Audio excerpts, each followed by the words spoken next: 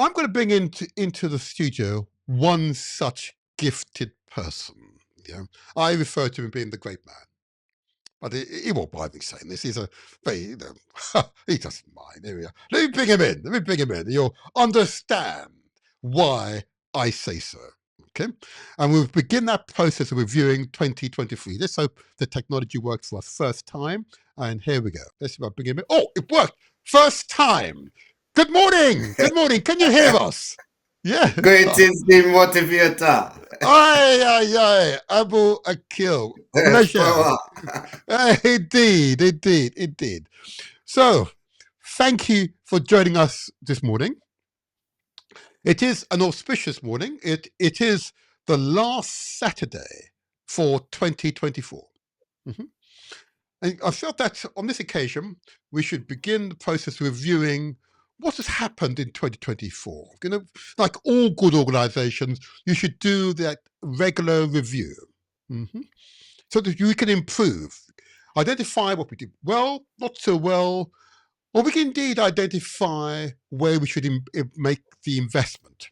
Mm-hmm. So you continue our growth. And we are very much growth-centered people, huh? Okay. So Abu Akil here, and I'm going to let him introduce himself in a moment, but I will say he's a trustee of the Global African Congress. And I cannot understate how important an organization that is. Okay, but he has many other gifts, many other qualities, which I'm going to. What's me? I'm going to raise those qualities to the surface. A remarkable African, a par to the Africans we had on my last transmission from Burkina Faso. Okay, and the likes of President Ibrahim Traoré, who set an example for all African states to follow. Okay. But so without further ado, I'm going to invite Abu just to introduce himself, just say a little bit about himself and what his source of inspiration might be. And after that, we'll then get into the review of the Motivator Show past 2024 podcast. But Abu, just introduce yourself and just say a little bit about yourself, just so we all can get to know you even better. Okay, that's some massive introduction. I mean, Oh, and they yeah, always say that. it You know, it's is just. important. It is important that we celebrate ourselves and celebrate Yes. our lives. It really is Yes. critical. Absolutely. I'm a African who's from African parents who Mm-hmm. grew in the island of Zaimaka, also known as Jamaica.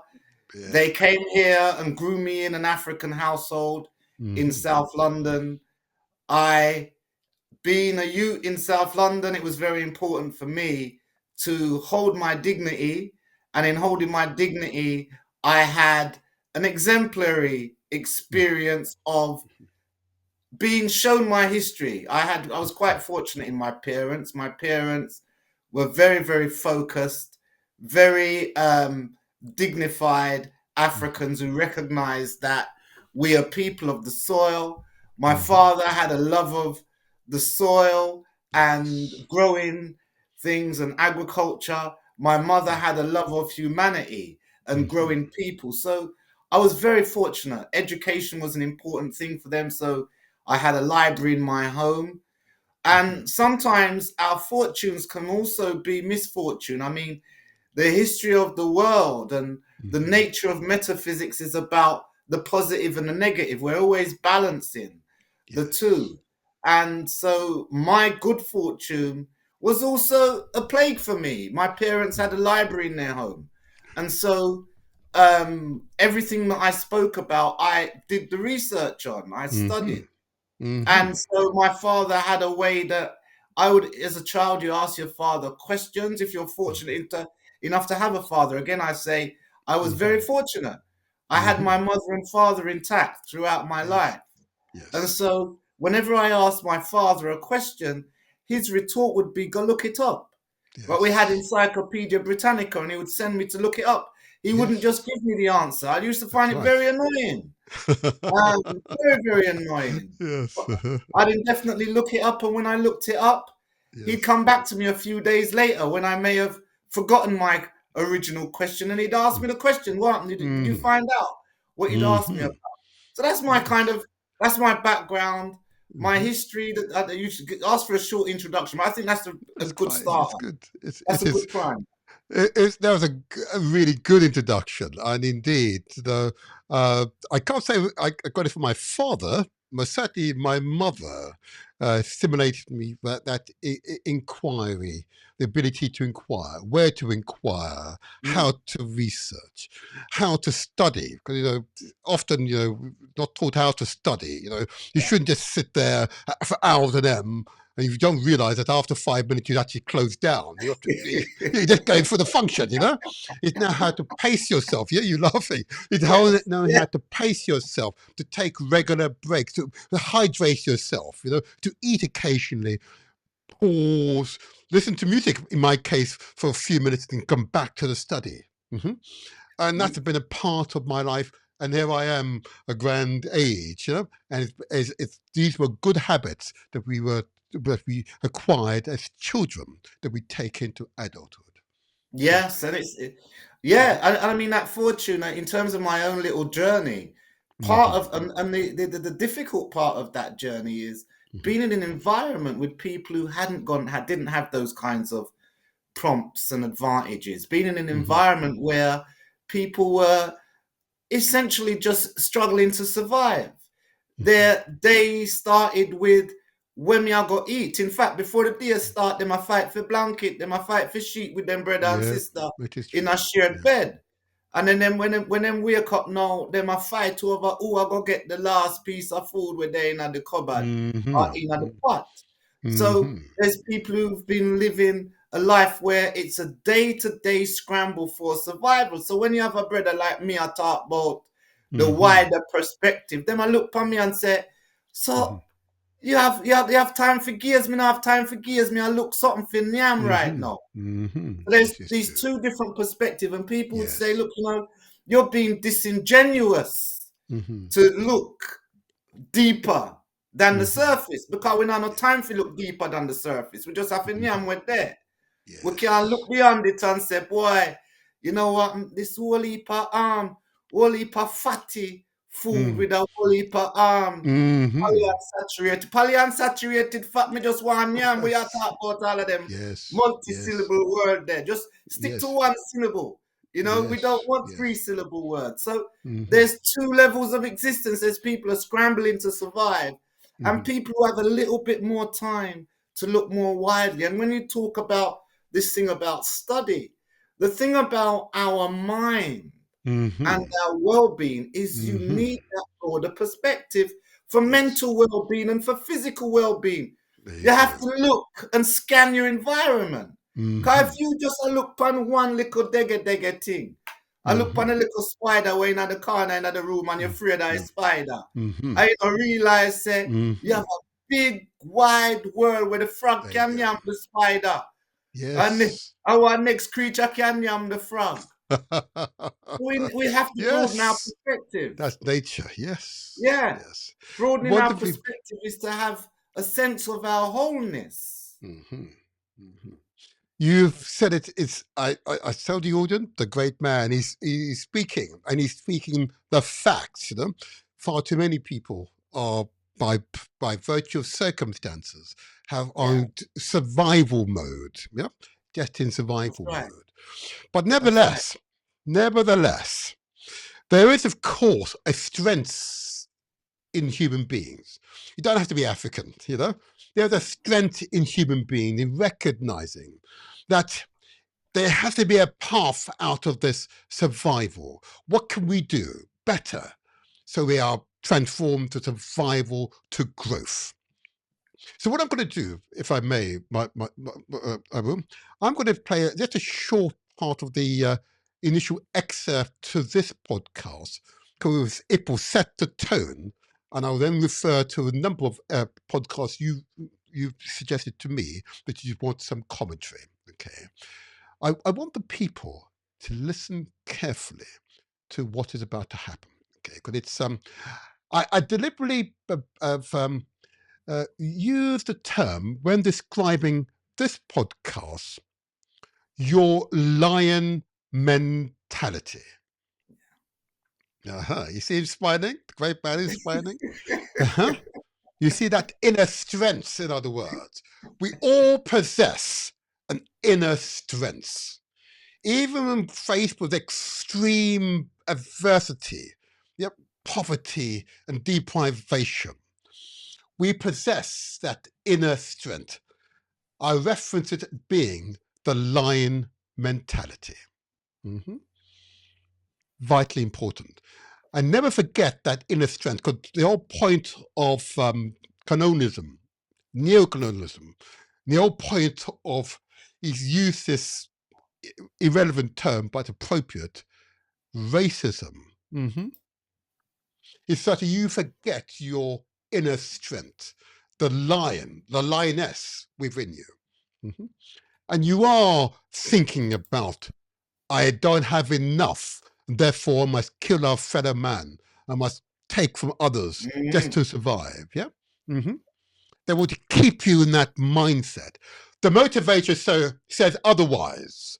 This is where we translate our words into action, and where success is ours for the taking. Absolutely. Now I can raise my voice and let the energy roar. Okay. I just want you to watch and just listen to the first part of the intro video. Let that energy roar. There we go. Listen carefully. The Motivator Show. Success is ours Hear the for roar? the taking. You hear the roar? Your lion mentality. The 2024 review show. Your lion mentality. The 2024 review show. My guest and I will review some of the 2024 inspirational podcast. The majority of our podcast has provided vital information. My guests were invited to share their knowledge and experiences because they have previously demonstrated genuine compassion and determination. They create safe, inclusive environments from which the Motivator Show audience can, with confidence, accept the knowledge shared free from bias or misinformation. This is part one of the 2024 podcast review. We welcome your feedback and suggestions of specific podcasts you would like to see reviewed. There you are. That set the scene. And you heard the lion roaring. And you... Brilliant. Huh? Brilliant. Huh? Brilliant. Brilliant. That's the mentality that we need to approach the review of 2024. We are raise our consciousness above that survival mode, which I get, and it's absolutely. And now we're looking at and reviewing these podcasts from the point of view opportunities for growth. I know there are many who'll be watching this and will be astonished by that statement in itself. They'll say, "Whoa, but I don't feel that way." We will transform our mindset that you will feel that way. Praise Jah, Rastafari, bless Ashun. And there you go. Now we're moving forward. So, Brother Abu Akil, let's begin the process of reviewing some of your suggestions, okay? And I have them here. I was fascinated when I read them. I thought, wow. I always remember that this is a man of many abilities, okay? And I read through your paper and I thought, wow, how am I going to cope with this? You notice how he started off? Is compassion. You notice what I said in my notes here? He displayed compassion. His first thought wasn't to simply display his obvious abilities. He displayed compassion, yeah, and empathy for those within, indeed, our families, indeed our communities, who have very little. Yeah. Go ahead. Just to not to distract It's okay. the flow, but to hold the It's flow. okay. This whole Kwanzaa that today is Ujima, Indeed, the yes. collective work and responsibility. And Mm-hmm. part of my being here today on your show is because you have maintained that connect, the Mm-hmm. critical connect that we must have with Mm-hmm. one another as humanity, as Africans. And that Mm-hmm. connect is the line, is the thread of Mm-hmm. our genius, of our Yes, success. yes, Cooperating, being able to work together, that yes. collective work and responsibility is where we get that neurological power. Yes. Um, and I see through your shows that that ability to engage with other Mm-hmm. people Mm-hmm. and see that genius in other people. I think Mm. one of the programs that I picked out that I hadn't watched, but I had to watch it as part of this process, is the one with the young people around the narratives. Oh, yeah, the It changing was narrative. really Yes, quite yes, powerful for me. yes, Just yes. hearing the youngers being able to express themselves. Mhm. It's critical. I Happy mean, Kwanzaa. Can I'm going to do this one right now, if I may. I want to yeah, play the Kwanzaa one because you started off, and I knew you would start it. You see, right? So I don't want to go to the changing narrative just yet. I want to hold you back. We want to take the audience with us. But the Happy Kwanzaa video that I did is one that I want to share with you and the family right now. I anticipated you were ready to start with that reference point. You know? That's why I say to others, that's why I call him the great man. That's why I call him the great man. You know, I mean, not it might be a bit embarrassing saying that, but I refer to him being the great man. Okay, so let me just get it up for you because I want to just show you. Watch this one. Here we go. We get values. It lasts 7 days from the 26th of December until January the 1st. It is a way to honour African traditions and foster a sense of cultural pride amongst Africans worldwide. The Motivator Show, the internet's most inspirational podcast. It's the Motivator here. I know you're here to experience another inspirational podcast, and welcome to you, welcome. Can you help us out? We need to secure 100,000 new subscribers to the channel. Have you subscribed? Have you shared copies of links to this video with your friends, your network, the wider community? Help us to secure 100,000 new subscribers to our YouTube channel. The Motivator Show, the internet's most inspirational podcast. Kwanzaa Principles. It is inspired by African Harvest Festival. The word Kwanzaa is derived from the Swahili phrase Matunda ya or Kwanzaa, which means first fruits. Kwanzaa involves 7 symbols that represent the principles, such as the kinara or candle holder, the mishu saba or 7 candles, the nkeke or the mat. The fruits and cross symbolize the harvest and abundance. The unity cup, Kilumbi Cha Umoja, is used in ceremonies. Families and communities gather to light candles, discuss principles, share meals, exchange gifts, and reflect on African culture and history. The focus is on strengthening bonds and fostering mutual respect. Kwanzaa is a cultural and secular holiday, meaning people of any faith can celebrate it alongside their religious traditions, such as Christmas or Hanukkah. It is meaningful time for reflection, unity and celebration of African heritage and achievements. Kwanzaa principles are called the Ngusu Saba. The first day is Umoja.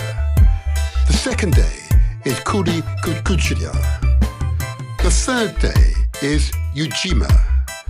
The fourth day is Ujama. The fifth day is Kuumba. The sixth day is Nia. And the seventh day is Imani. Umoja means unity, striving for and maintaining unity in the family, community, and nation. The second day of Kwanzaa is called the Kuri Kukuchia, which means self-determination, defining, naming, creating, and speaking for oneself. The third day of Kwanzaa is called Ujima, which means collective work and responsibility, building and maintaining the community together. The fourth day of Kwanzaa is called Ujama, which means cooperative economics, supporting businesses and economic efforts in the community. The fifth day of Kwanzaa is called Nia, or purpose, focusing on building and developing the community.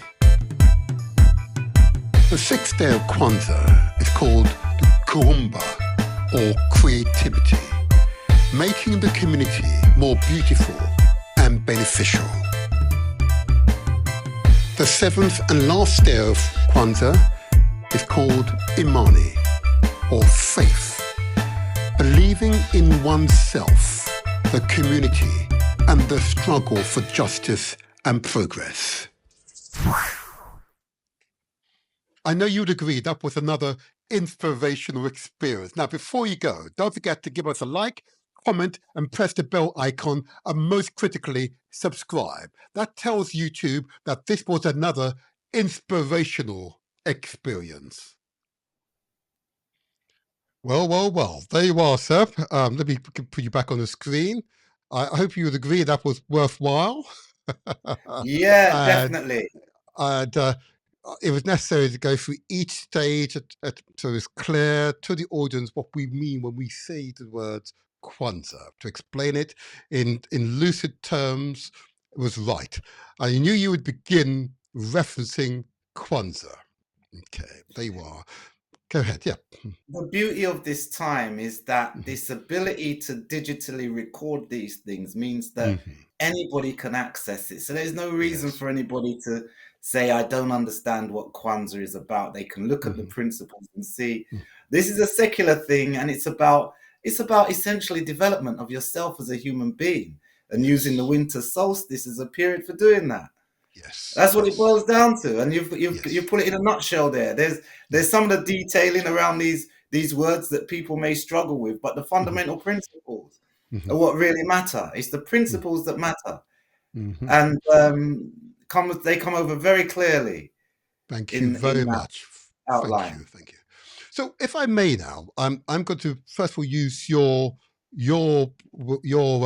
suggested reviews as the my starting point, and it was interesting that in your suggested review, you wanted to address the issue of Black maternal death scandal, and of course, what we mean, of course, by that, just so it's clear by the audience, and we'll play some references to it in a few moments, is, of course, the numbers of our women who experience complications during pregnancy, or indeed complications immediately after pregnancy, and the numbers who not only experience severe complications, who die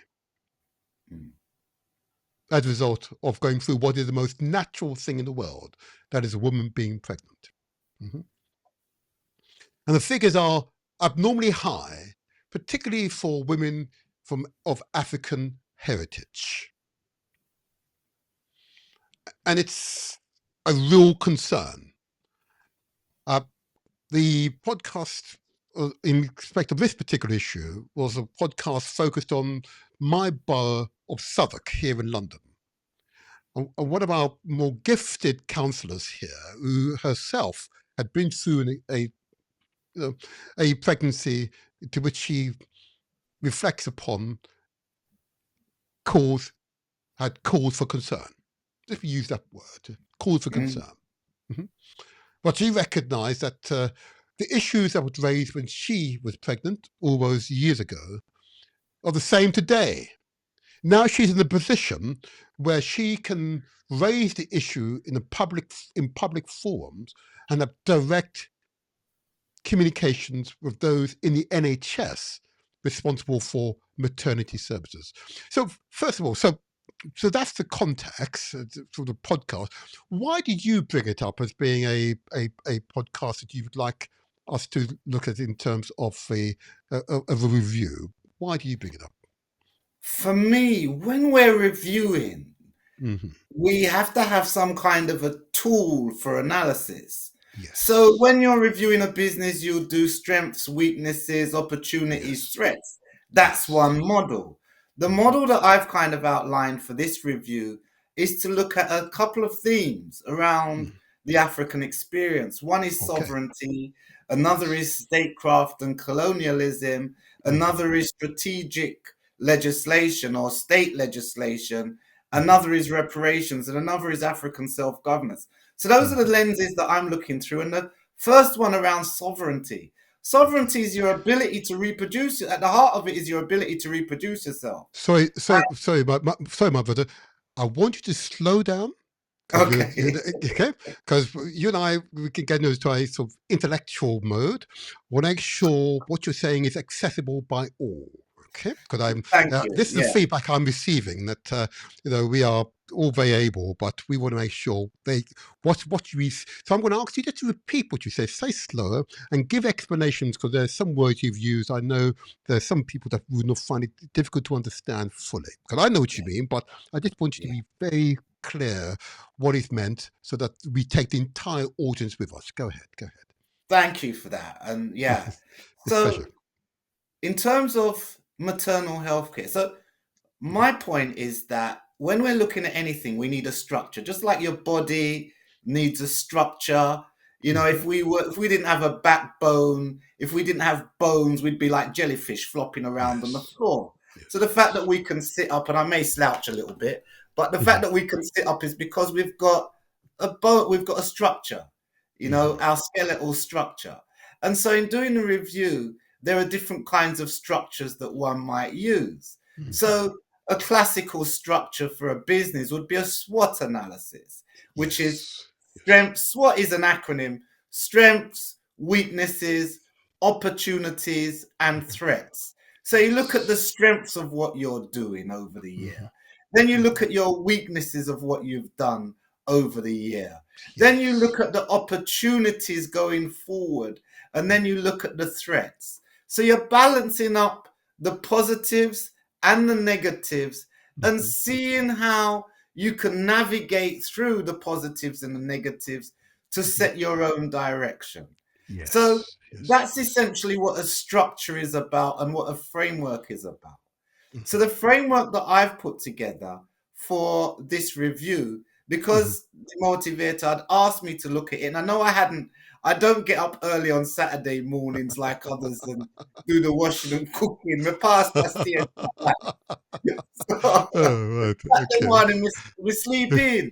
However, I had to look at the programs and find a way of doing a review. So my model for this review, another word for this is matrix, a framework, a matrix, and so my frame of reference as a Pan-Africanist is number one, sovereignty. So what programs looked at sovereignty?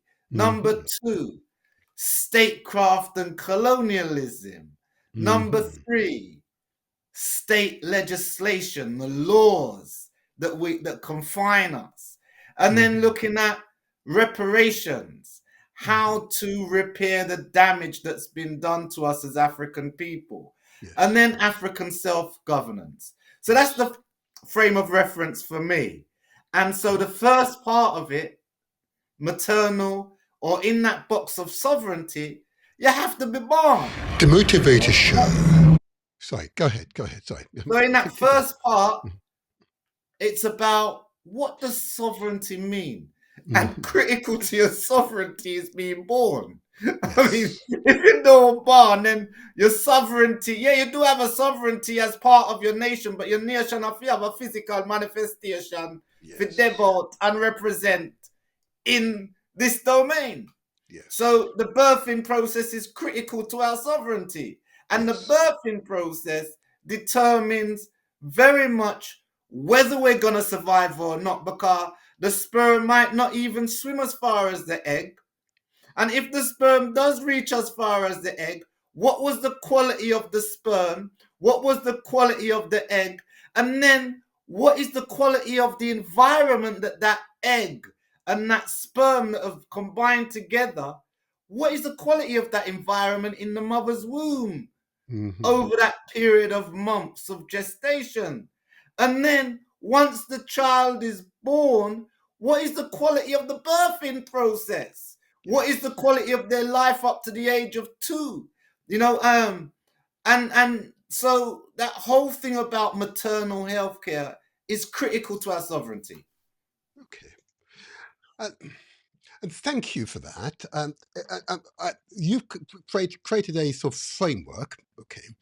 And what I now need to get from you is some reaction to the podcast. In fact, if I may, Abu, I'm going to play a part of the intro video to that particular podcast. Okay, it will provide some context and hopefully help for us to clarify what we're doing. Hopefully, again, not sure why it's not completely lining up, but there you go. There's some great minds in this one. I'll get it worked out in a moment. There we go. I'm going to start it now. There we go. Let's get this right. For the taking. Your lion mentality. The 2024 review show. Southwark Council's Maternity Commission evidence. Severe maternal morbidity. Often referred to as near miss or near death. A study from 2014 shows that compared to white European women, black African women are 83% more likely and black Caribbean women are 80% more likely to suffer a near death whilst pregnant. Southwark Council's Maternity Commission evidence. Systematic racism within the UK maternity care. Systematic racism within the UK maternity care is risking the safety of people from black, Asian and mixed ethnicity backgrounds, often with devastating consequences, according to a report by the childbirth charity Birthright. The Guardian newspaper article on the 23rd of May 2022.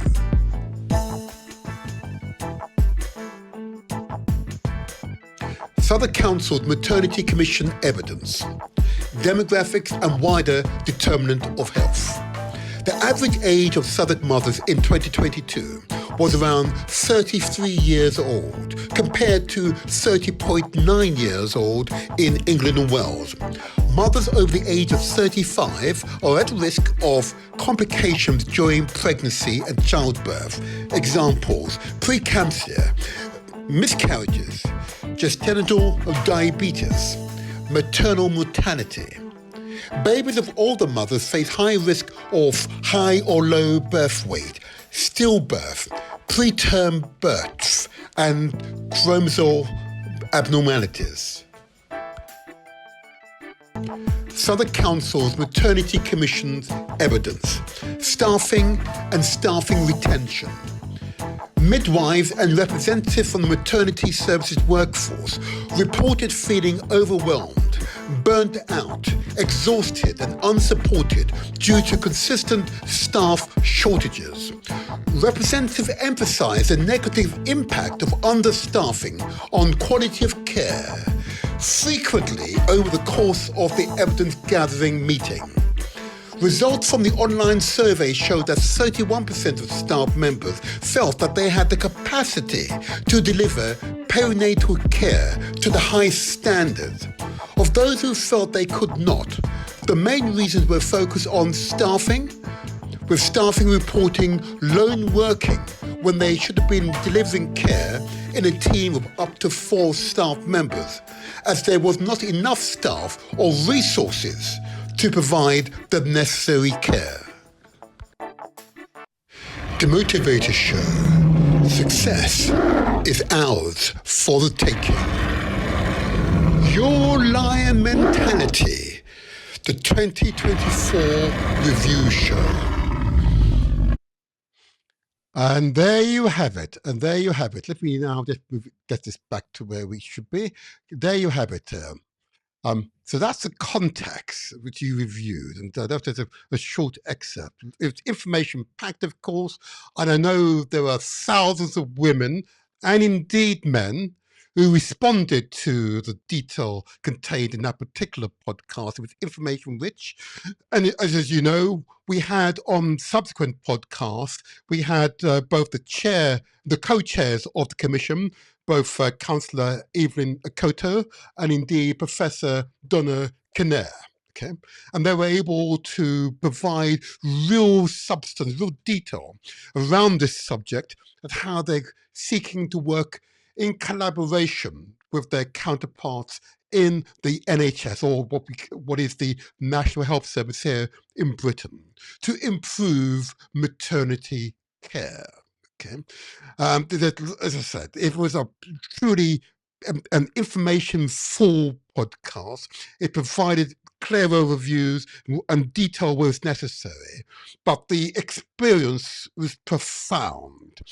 And what was important as part of that those presentations to provide not simply anecdotal evidence to which Councillor Evelyn Koto could attest to, and indeed I could attest to some extent, of course.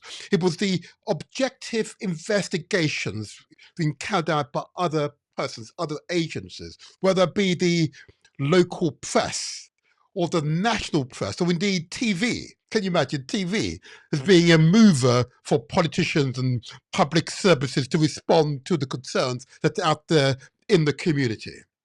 It was and remains a powerful podcast, and thank you for giving light to it. You talked about sovereignty in the context of us taking control. Okay. I want you to elaborate a little more on that one. I want to make sure we've understood what you mean by that, because clearly this commission is started and led by Councillor Koto and Professor Donna Kinnair, are led by 2 African women who are convicted or completely understand that it's not enough to stand by and watch, but actually to get involved, to engage those who are delivering the services, so those services will be better. They'll be back in a year's time to report on progression. But what did you mean by sovereignty? Just so we're clear about it. Go ahead. So for me, sovereignty is recognizing that we have a right as human beings on this planet to exist. Absolutely. And having that right to exist on this planet means that we should be able to not to be born, because that's the first point. And having been born, We laugh. Forgive me, we laugh. But it's so serious. Can you imagine? Our wives, our girlfriends, the most significant person in our lives is pregnant. And we're concerned about the professionals who are delivering those maternity services not feeling or able to give the best quality care to our most significant other. That's profound, isn't it? It Profound. is. And there's the other part of it, which is about we first have a right to be born, and we have a right to be born within the conditions that have been set by nature over hundreds of thousands of years. Yes. And conditions that have been set by African people over hundreds and thousands of years of being able to have food. We've developed agriculture, yes, clothing, yes, and shelter, architecture. and to be Yes. able to connect with other people in a way that our being is enhanced. And Absolutely. so, at the Absolutely. point that you've got a crisis around the birthing process, we Mm-hmm. have to say there are compromises to human sovereignty. And where Yes. those compromises to human sovereignty disproportionately Yes. impact on particular segments of the population, Yes. and that that disproportionality. So the stat that I picked up from the presentation, Yes. that the average age of childbirth Yes. in Southwark Mm-hmm. is older than the national average. I think the national Okay. average is around 30, 13. but That's in right. Southwark it's 33. Yes. It's a very interesting point. Mm-hmm. And for Yes. me, here's where it lies. And people, look, I've been looking at public health my entire life, so I've got some insights around it that don't converge with conventional wisdom. Okay. All So right. bear with me. Okay. So when we're looking at that age difference, and you've got researchers looking at the age difference and saying, look, you've got greater vulnerability if you're having children at an older age, Yes. because the body, and I'm going to put it in simple terms, the body's not as Yes. flexible when you're Indeed. aging. You know, Mm-hmm. as you age, the body gets stiffer and stiffer and stiffer. And Yes. you really Yes. do need that flexibility in childbirth. Every sinew's being stretched out. Mm-hmm.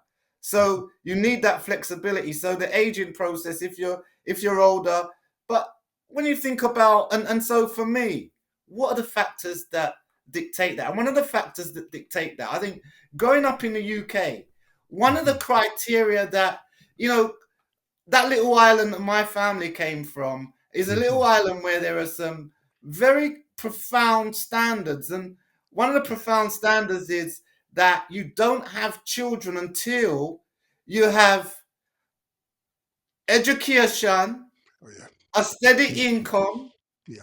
a house, and you Mm-hmm. get married. Mm-hmm. Those are the Mm-hmm. basic. I mean, Yeah. people Yeah. in the Yeah. 60s, from the Caribbean, those were the standards. Mm-hmm. If you don't have a steady income, Mm-hmm. and you don't have a house, Mm-hmm. and you don't have a wife or a husband, Mm-hmm. you're not in the marketplace for Yes. having children.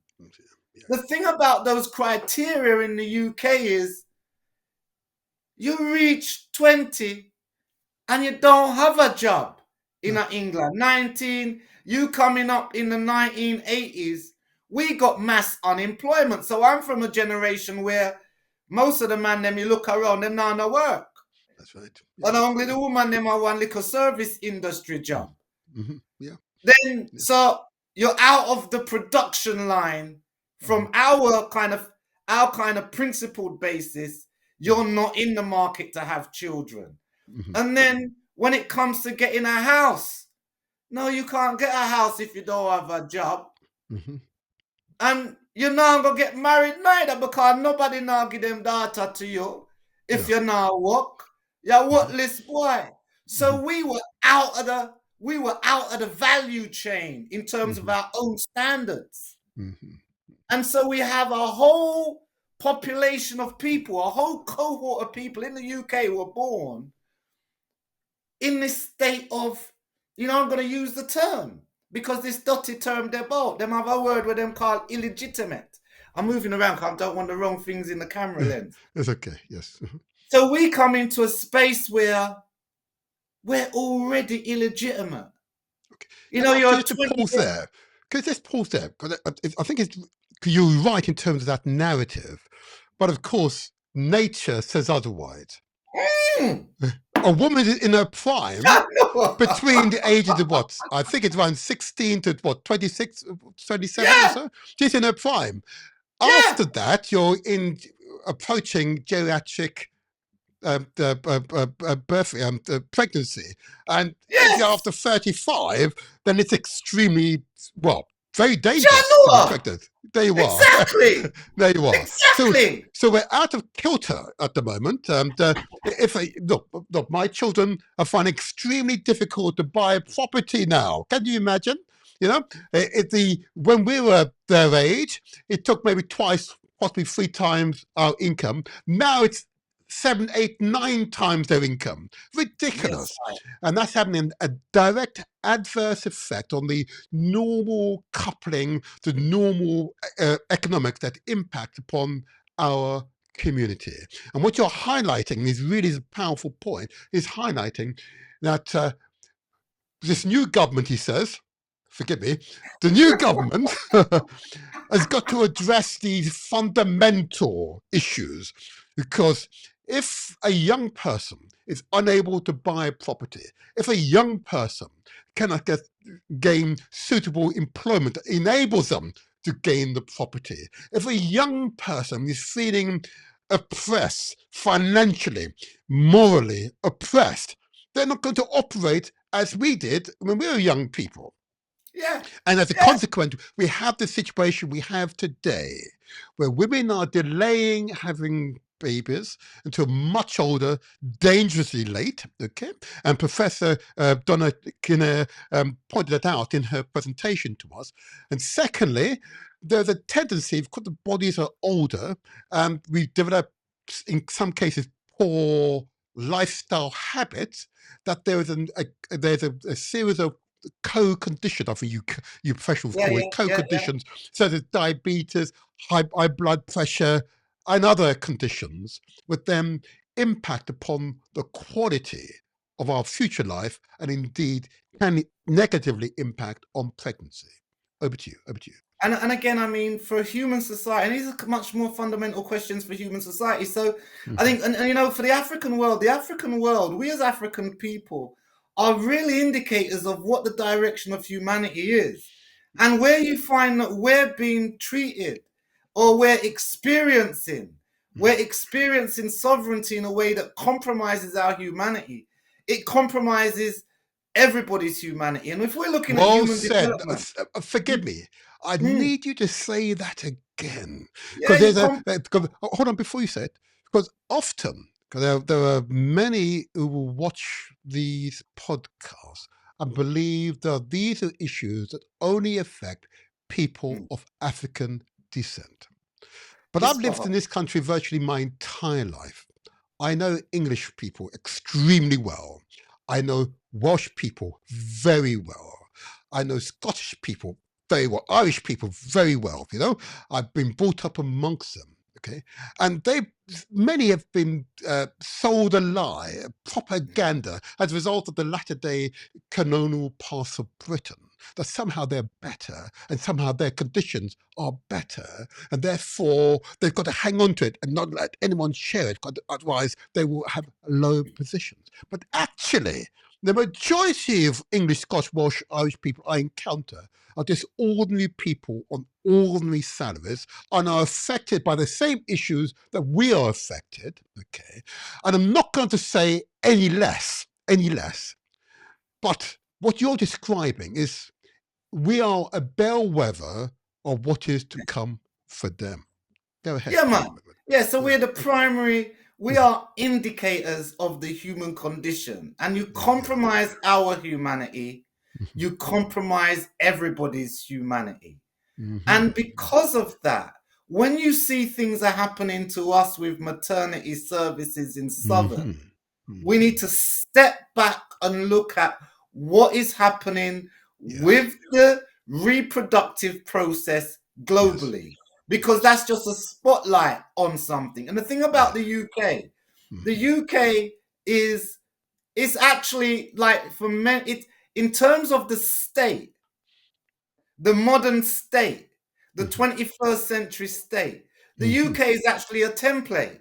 It is. And around the world, the reason why the English language is spoken so widely Mm. is Mhm. because of its colonial reach and Mhm. because of its template type status. So Yes. when you're looking at the experience of Africans in Southwark, it is an indicator of how institutions, and I'll come back to that SWOT analysis, strengths, weaknesses, opportunities, and threats. Yes. The strengths, weaknesses, opportunities, and threats that we see in maternity services in Southwark affect the whole world. And if we're talking about the time that a woman and a man conceive, and we're looking at that time being delayed later and later and later, that is as a consequence of Yeah. the way that human culture has Yes. been evolving. Yes. So You said. Yes. we need to recognize that we need to reorientate our institutional lives.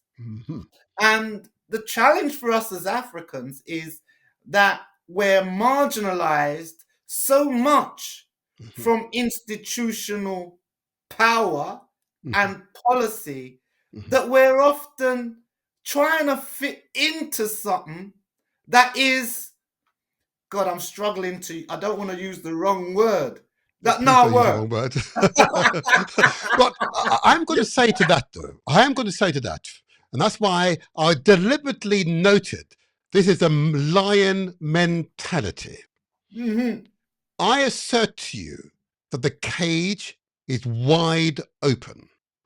And often, the lion, this great, is incredibly strong and powerful being, sits there in the cage and looking, gazing at the open gate and wondering, why is it open?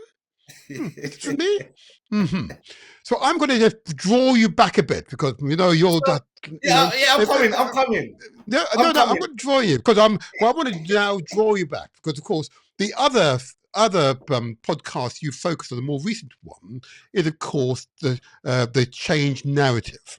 If I take you onto that one now, because it was important because you chose it, and it was quite poignant. You place the change narrative and the maternity commission investigation in the same category. Interesting psychology, I thought. And I know that the audience are going to appreciate this. And if I may, with your permission, my brethren, is to play just 2 minutes of the intro video.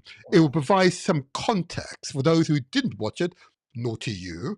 And you should watch it. And I'll put a reference to it on YouTube and link directly to that podcast so you can review it for yourselves. But I want to play part of the intro video because it is powerful, even if saved myself, but it provides some insight as to the great man's thinking and why he references as part of his presentation. I'm just going to bring it up on my screen. One moment. The Motivator Show. Hold on just a second. Put it on the right position here, and then I'm going to link it to you. Don't you worry. Give me a moment. There we go. And I'm going to do this. There we go. And let's get this right. There we go. And last adjustment. There we go. Right. There we go. And it's coming up now. I'm sorry I have to do it this way, but it's been done. And it goes. Ready for it. Listen keenly, everyone. Listen keenly. The internet's most inspirational podcast. Every Saturday morning from 8 to 10 a.m. Look Like Me Book Challenge. Change the narrative. Aspiring young authors' impact on United Kingdom literature. Fairy tales, anthologies, and superhero stories. Look Like Me Book Challenge. Change the narrative. Aspiring young authors' impact on UK literature. Black, Asian, minority ethnics are not properly represented in children's books. Last year, 9,115 children's books were published in the United Kingdom, but only 391 of these, 4%, featured a Black, Asian, minority ethnic character. Only 1% of these books included a black, Asian, minority ethnic as the main character.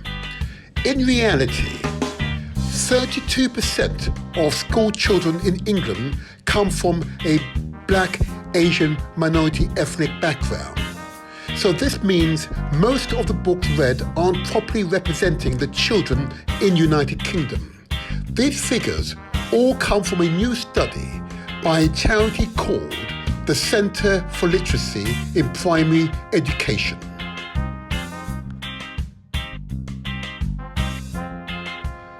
Look Like Me Book Challenge. Change the narrative. Aspiring young authors' impact on United Kingdom literature. Black, Asian, minority ethnics are not properly represented in children's books. The Book Trust is United Kingdom's largest children's reading charity, with a history that stretches back over 100 years. The Book Trust provides support to the Waterstones Children's Laureate, which is in its 25th year. The Waterstones Children's Laureate is the foremost representative of children's literature awarded biennially to a renowned writer or illustrator in recognition of exceptional talent. This prestigious role celebrates creativity and storytelling, promotes vital importance of reading and children's literature, and champions the right of every child to enjoy a lifetime enriched with books and stories. Each laureate brings their own passion and creativity to their tenure.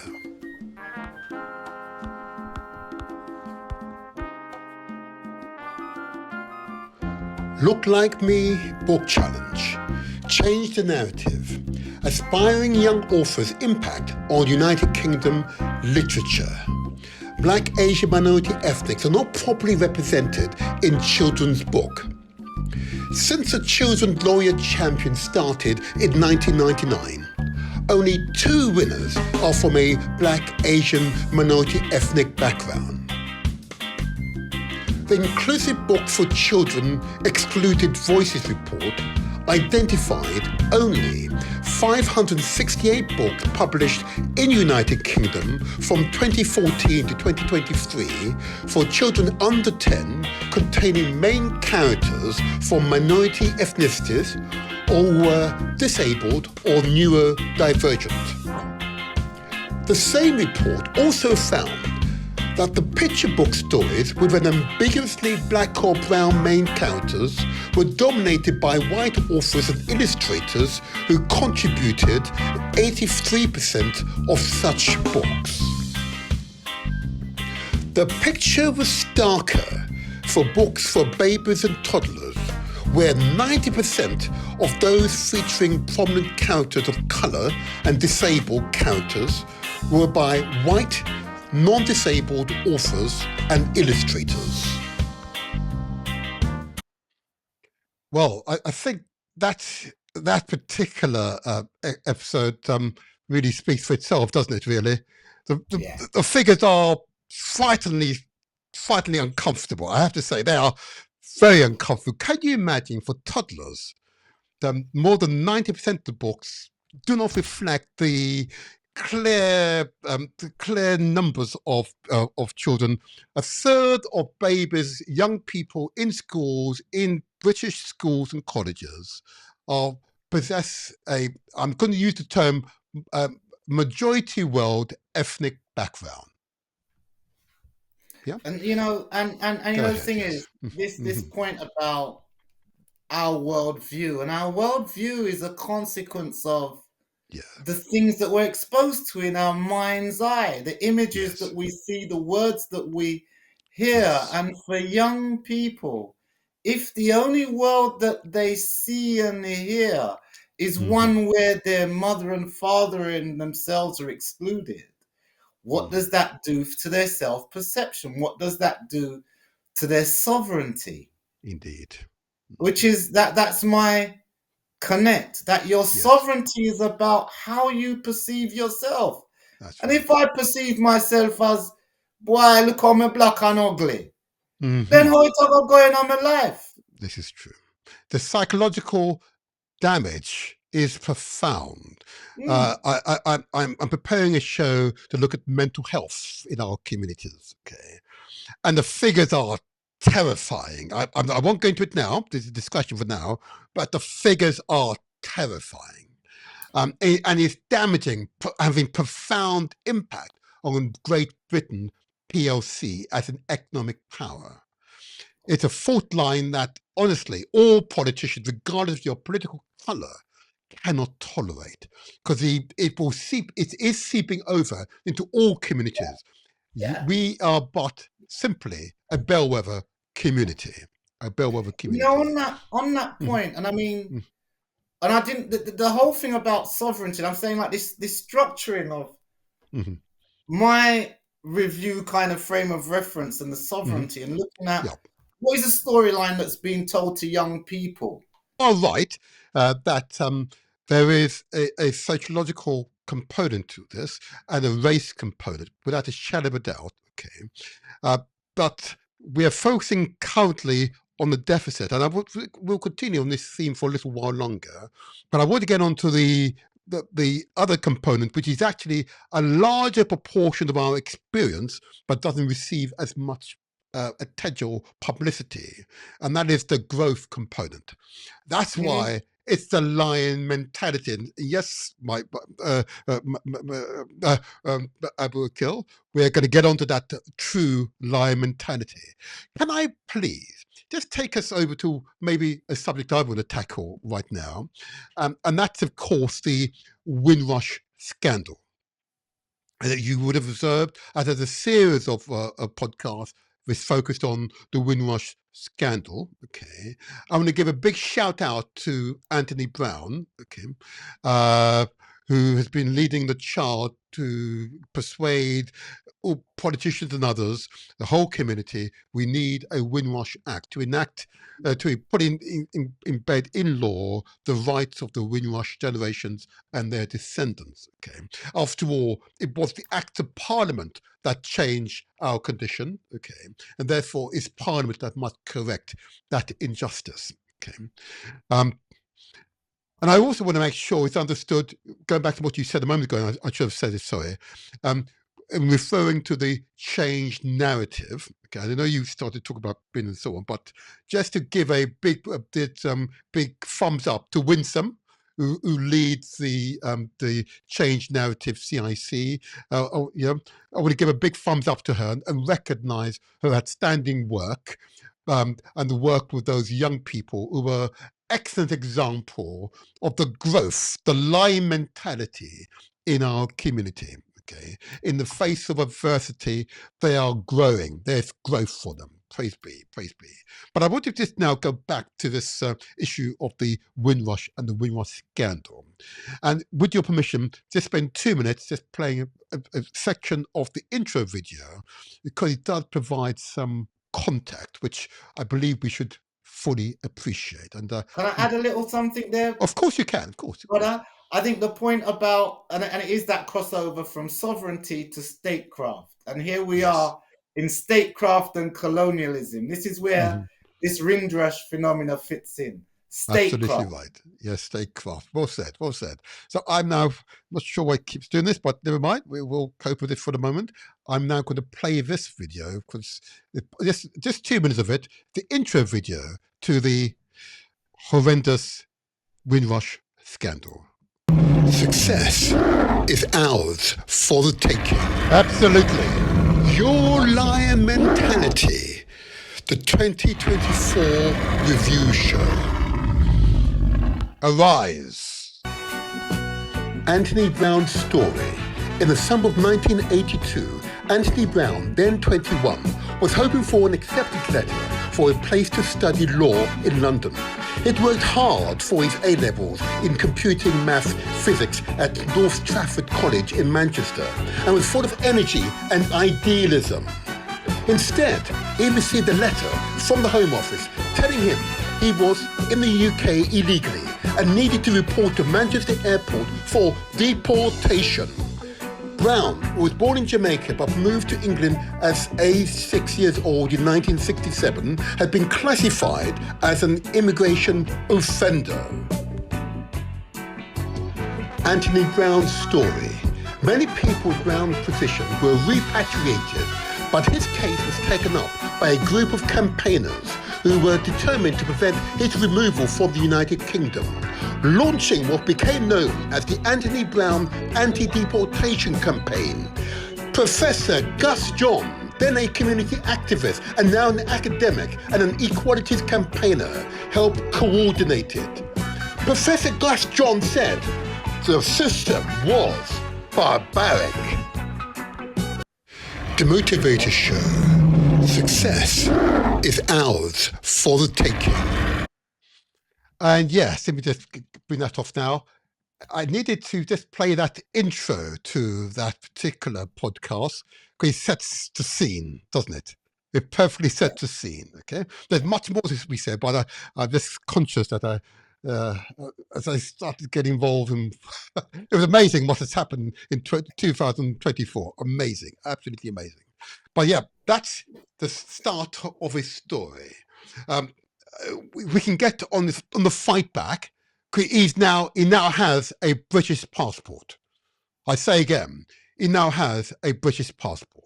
Okay, his Britishness could not be taken away from him, even as a result of a subsequent act of Parliament. Okay, now I bring it up because, of course, you talk about sovereignty, and I recognise that, because that's about being able to stand on your own 2 feet and control. I assert we have sovereignty, but of course, the lying mindset is in so many members of our community is suppressed. So you're more like kittens, yeah. So lions and cats, kittens, and lions or lion cubs are the same species. Okay. So we recognize cats and kittens, yeah. We recognize them, nice cuddly things. We most certainly wouldn't want to cuddle and do that same behavior with lions. It is a mindset. It is a mindset.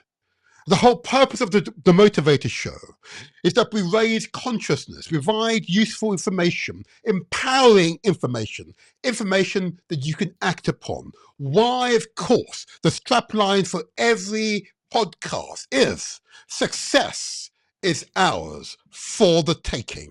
Because ultimately, it is a mindset. We have the genius. We have the ability to overcome any adversity.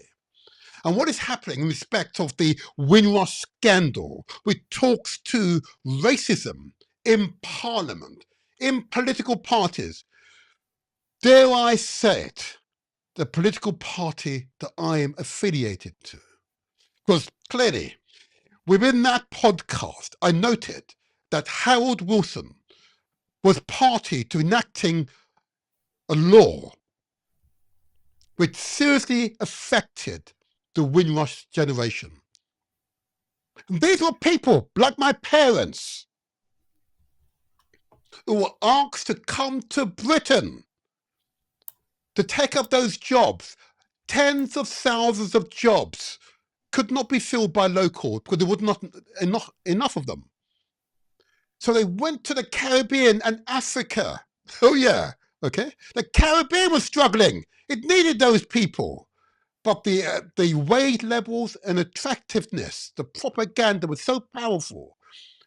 But our parents, I say our parents, were attracted to come to Britain and work in those mainly public services, but increasingly broader field, to build Britain. Theresa May admitted that they're British. Yep, but didn't take the necessary action to ensure that those British-born and their descendants were treated with respect. It was always lip talk. I recall when she gave the speech to the Caribbean Heads of Government Conference, where she made it clear that the change in the laws were not actually targeting people of the Commonwealth, but were seeking to prevent illegal immigration. But what she failed to do, you're laughing, but what she failed to do is point out to those heads of government that actually their status, their resident status has changed as a result of an act of parliament.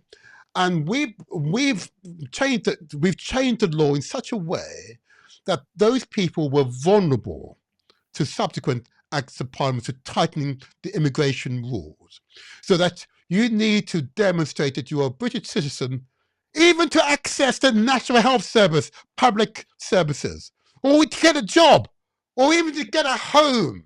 You got to prove that you're British. But the Acts of Parliament didn't give those people the paperwork to demonstrate their Britishness. Now, all the objective observers from across the world, from the United Nations onwards, have all said that clear example of institutionalized racism of the highest order. You cannot take away a person's citizenship or sovereignty, as you may describe. That's illegal. That's against international law. Britain did so. I'm extremely hopeful that the new government has heard these messages, because these are profound messages, and will respond appropriately. I would give a thumbs up to Anthony Brown, who's leading the charge to enact a Windrush Act to protect the rights of those who are affected by past legislation by Parliament. I want to give a thumbs up to the Windrush National Organisations and all those who are involved in that organisation for leading the charge to ensure that this issue never leaves the public consciousness. And I also want to give a thumbs up to the many MPs and other public representatives who recognise the injustice and have joined with us so that this injustice can be corrected. But this has only been possible, I assert, Abu, because of the lion mentality. We will never be defeated. We'll never be downtrodden. And we'll never allow ourselves to be so emasculated that we are hopeless, helpless. We are not helpless, and we're not hopeless. We are absolutely determined and focused people. Praise Jah, Rastafari. Any comment you might have? Yeah, this whole thing around, and I think it's really poignant, the thing about Anthony's experience. You know, you got a university, you're studying to do your A levels, you've gone through some battles, and then all of a sudden them take the rug from under your foot and you're gone. Yes. The whole journey changes. And I think, you know, this thing about the lion becoming a kitten. Yes. And you know, you know, and let me paint the scenario. And this is the kind of experience of statecraft and our experience of statecraft. And I'm going to come back to that bin bit, because I think it's kind of practical. We don't go too far, though. Don't go too far, yeah? Don't go too far. Don't go too far. But I think the thing about, you know, one day, like let me give another example.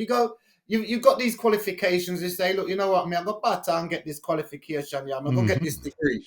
Absolutely. You spend 4 years killing up yourself to get this degree when everybody else is having partying and making money and having a bit of a good time, or pretending to be having a good time, maybe. Pretending to have a good time. And you just suffer with the books and thing and completing assignments, and you got through and you get the piece of paper now. And you go for these job interviews. And they say, no, you're not qualified. You don't have the experience. You're not good enough. You know, and that's kind of... And we've all experienced it as African people. And it draws your teeth them out, one by one. You know, like Anthony, just get him ear level. Ear level is not an easy thing to do. No. Right? GCSEs is not an easy thing to do. You have to dedicate yourself. You have to put in the time. And after you put in this time and effort, and to come out with nothing, where them say you're nobody, you're not even supposed to stay in the country.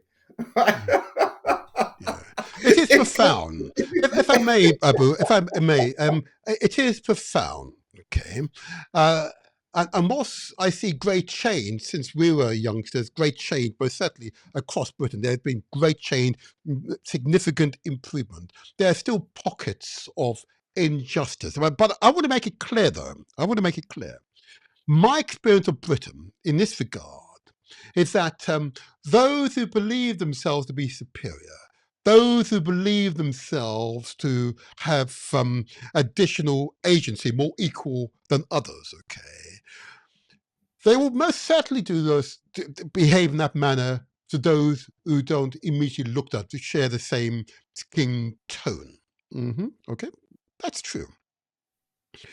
But just like the police forces, okay, who were targeting myself and others when we were teenagers, targeting, you could walk on the street and be stopped and ask for who you are and so on, as if you're in a police state, not because you're involved in any criminality, but because they perceive you, because the propaganda, those men and women of the police force, as in the NHS, I believe, and I'm sure who lead companies in the UK, they've been exposed to a lifetime of negative propaganda by a group of people, a small group of people here in Britain, who want to control the minds of the masses.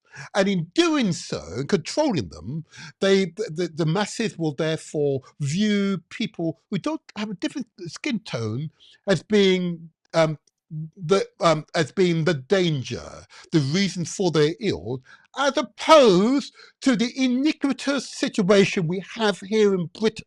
That is, and give me this example. If there was a 1% reduction in income tax, the group of people who would most benefit are those who are in higher income. The bulk of British wealth is in the hands of around 7 or 8% of the people. I repeat, the bulk of wealth here in Britain is in the hands of around 7 to 8% of the people. They're worth tens of billions, and in the case of the royal family, trillions of pounds, because they've been around for hundreds of years, and it's in the king's or the monarch's name that our ancestors were taken from Africa to the Caribbean and to the Americas, and the monarch got a cut of all the profit, and they've been gaining the profit, and they had that cut for hundreds of years. So a pound 400 years ago is equivalent to around 10 or 15 million pounds. But then if you had £100,000 400 years ago, it's equivalent to many trillions of pounds in today's money. Once you use those comparisons, that language, most people could understand the profound injustice in the society as we have it configured today. And they therefore can see themselves as being as much a victim of social manipulation as it is our own people, African peoples, are as victims of this social manipulation. But actually, with the lion mentality, addressing these issues with a lion mentality, we together can effect the changes that will create a more wholesome, equal British society.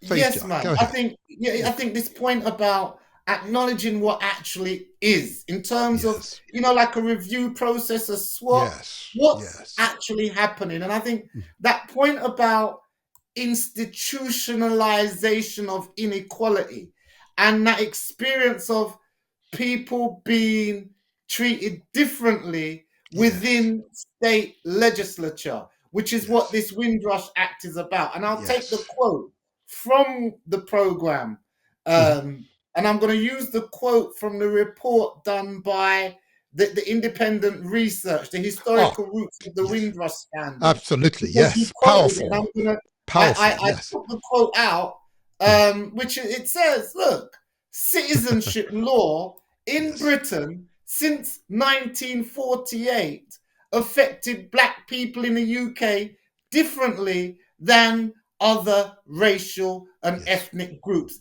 That's the context of state legislature in yes, the UK. That everything they do in policy has impacted on us differently. yes, And yes. so, It was in terms deliberate, of though. It that was deliberate. state, It was deliberate. Yes. yes, Yes. When I looked, I first saw the report flashed up. It was in a WhatsApp group, and when I saw it, I thought, why are people? This is just old stale news. I've known this. I've known about this immigration legislation, etc., etc. And then when I looked at it, I thought, oh, crikey, the Home Office has got the report on file, taken ownership of the Yes. report, even though they might hide Yes. it in our corner and no one nobody look on it. But I realized that, like, you know, my undergraduate The essay, Motivator Show. I'm sorry. I'm just trying to stop that now. Go ahead. Sorry. Go ahead. I I'm realized going that to my find. undergraduate essays that I did 30 years ago, Uh-huh. and I've been trying to communicate to people for the past 30 years, are now kind of mainstreamed insofar as recognizing, but we still have a challenge. Yes. That there's a denial that institutionalized racism exists. We're still in a place of denial. Okay. And that place of denial has been consistent. It's part of the race game. Sorry, can I bring something in here? Because I think Of course you can. one of my fundamental analyses is around what this racism thing is. And again, it isn't with the main thread. It's not classical definitions. It's what I've come to be able to have a clarity in my own mind and a clarity in my own practice. So for me, racism is an ideology. An ideology is a set of ideas that are set in material practice. Yes. It's not just the ideas, it's the ideas in the context of material practice. And the ideology of racism says that there's a hierarchy of people. And in that hierarchy of people, you have this socially constructed idea of people called white, who are at the top. And you have this socially constructed idea of people who are called black at the bottom. And so there's a spectrum. So you can either be closer to white, which is the good bit, the fair bit, or closer to black, which is the bad bit. That's the ideology of racism. That we operate on this ideological spectrum of value of black and white. Black being bad, white is good. That's what racism is as an ideology. Can I just ask you to pause there, because you're absolutely right. That is absolutely the correct context. And I'm going to keep emphasizing, of course, that the bulk of wealth here in Britain is owned by a tiny minority. And it's in they have a vested interest to keep ordinary people on ordinary salaries at loggerheads with each other. And in doing so, you won't see that the small group of people, I say about 7 or 8%, it could very well be smaller than that percentage. It likely is smaller, actually. It's only a handful of families, about 20, 30 families out of 66 million people, you know? That's right. 20, 30 families, and they own the bulk of wealth here in Britain. But I would, if I may, I did want to put it on the screen, the specific report. It's in part the intro video to that podcast. I'm just going to play again another minute or so of it, just to help those who didn't watch it. Again, very naughty you. I'm going to put a link to it in the description of this podcast, so you can have a look and review that particular podcast. But here, I'm going to play it now. I want you to listen carefully, because some of the facts is going to be quite astonishing. Now, this is actually real. This is not us saying it. This is the independent report commissioned by the Home Office. This is the independent report. There we go. Let me see if I can get up on the screen quickly. There we go. There we go. Ready? There we go. Listen to this. Of which the deep-rooted racism of the Windrush scandal is a symptom. Support the Windrush Act. Yes!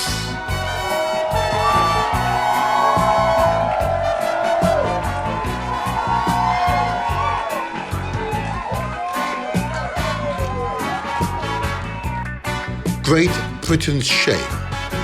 The independent report into the historical roots of the Windrush scandal, published on the 24th September 2024. There are also more specific lessons to be learned from an investigation of the historical roots of the Windrush scandal.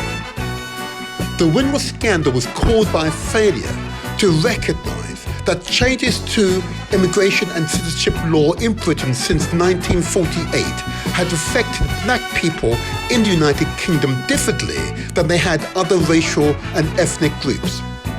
As a result, the experiences of Britain's black communities, of the Home Office, of the law, and of life in the United Kingdom have been fundamentally different from those of white communities. Support the Windrush Act. Yes!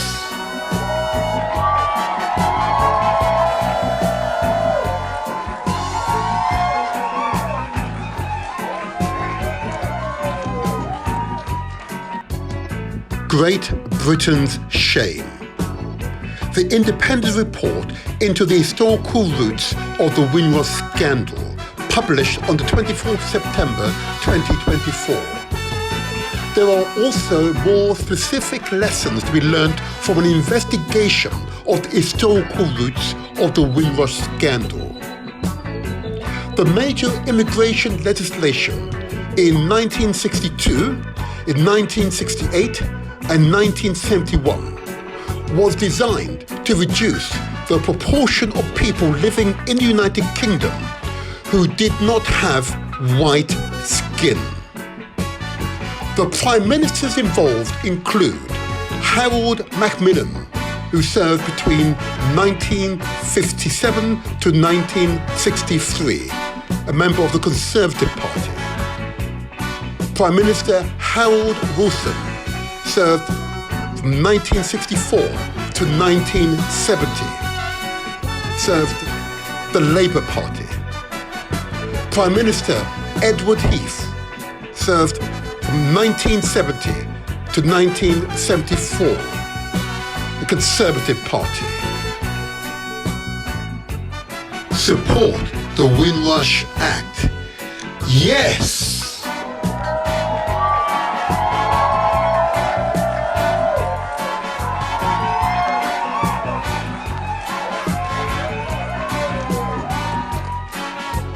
Great Britain's shame. The independent report into the historical roots of the Windrush scandal, published on the 24th September 2024. There are also more specific lessons to be learned from an investigation of the historical roots of the Windrush scandal. The relationship between the Home Office and the organisation set up to deal with race relations was dysfunctional. In the second half of the 20th century, the work of the various governmental bodies in combating discrimination in the United Kingdom was separate from the task given to the Home Office to reduce immigration. This led to a paradoxical situation in which immigration policy assumed that too many immigrants from a minority ethnic background was bad for society. But race relations policy promoted the idea of racial equality. And that is the contradiction, of course, Abu. That, of course, the Home Office, which has these many arms, and they're putting in different directions at the same time. And therein lays is the problem. Okay. But this is contained in the independent report into the historical roots of the Windrush scandal, commissioned by the Home Office. So every word that I narrated there is from the report itself. It's the report's language, not my language. It's the report language. Gosh. And if you want an example of that dysfunctional environment, it's there in the Home Office. But I say again, I'm confident that the new government is and will make a difference. What say you, Abu? And we've only got maybe another 5 minutes. So Whoa, gosh, you had the time gone. Oh, oh, gosh. it's gone. I know. I think for me, I think there's really, we've got us, the fact that the report, it was done by the Conservative Party. It was done because they've been forced by the pressure of bureaucratic processes. So bureaucratic That's right. processes do have some values at the same time as they Lion can, mentality, Abu. The lion mentality will and not yeah, be and there's beaten or something, yeah, downtrodden. Absolutely. Go ahead. and there's something about liberating this stuff. So I mean, the Hmm. report. When I look at what's in the report, I've been ridiculed my entire life for stating some of the facts that are now in the report. So Indeed. 20 years ago, 5 years ago, even Hmm. now, people would poo-poo what's in that report. There's a denial that Some. we have to battle with, and Yeah. I think the thing about this lion is, as a lion, when you start roar and people get frightened and thing, then we look upon you and say you're a troublemaker. Hold on, Yeah, hold on that's there. the Hold truth on, of it. hold on, hold on, hold on. That's another narrative I hear frequently. Mm, But let me say so, because mm, that's why you're here. That's why you're here. I have to tell you that we are lions. And yes, they use different tactics to suppress your natural abilities.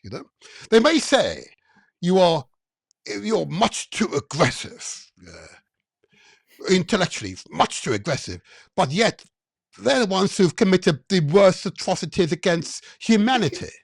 Yeah, they may say you're physically bulky and overbearing, but yet, given the opportunity, they will use weapons in the most heinous fashion and commit genocide on scales that no African could ever conceive.